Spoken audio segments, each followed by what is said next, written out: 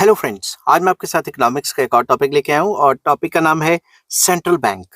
तो चलिए without wasting any time शुरू करते हैं कि सेंट्रल बैंक होता क्या है।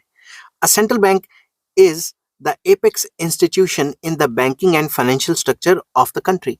किसी भी कंट्री का जो हेड बैंक होता है, एपेक्स इंस्टीट्यूशन होता है, बैंकिंग सिस्टम का जो हेड होता है, उसे सेंट्रल बैंक कहा जाता है। जैसे इंडिया में रिजर्व बैंक ऑफ इंडिया है जो सारे के सारे बैंकिंग सिस्टम को कंट्रोल करता है। It is the central bank which issues currency in the country.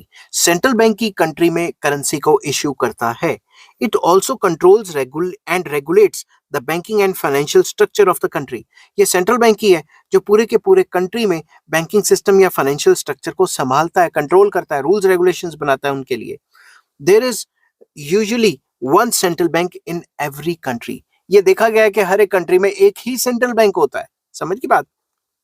In India reserve bank of India is the central bank of the country. India में अगर देखा जाए तो हमारा जो सेंट्रल बैंक है वो रिजर्व बैंक ऑफ इंडिया है, जिसका काम पूरे के पूरे कंट्री में फाइनेंशियल स्ट्रक्चर को संभालना, मॉनेटरी पॉलिसी बनाना, क्रेडिट को कंट्रोल करना, मनी सप्लाई को कंट्रोल करना, ये इनके मेन फंक्शंस हैं. अब सेंट्रल बैंक के मेन फंक्शंस क्या है, उस पर मैंने ऑलरेडी वीडियोस अपलोड की हुई हैं. अगर आपको वो चाहिए होंगी तो आप नीचे कमेंट कर देना. अगर आपको ये वीडियो पसंद आती है तो please like, share and subscribe. Take care, bye bye.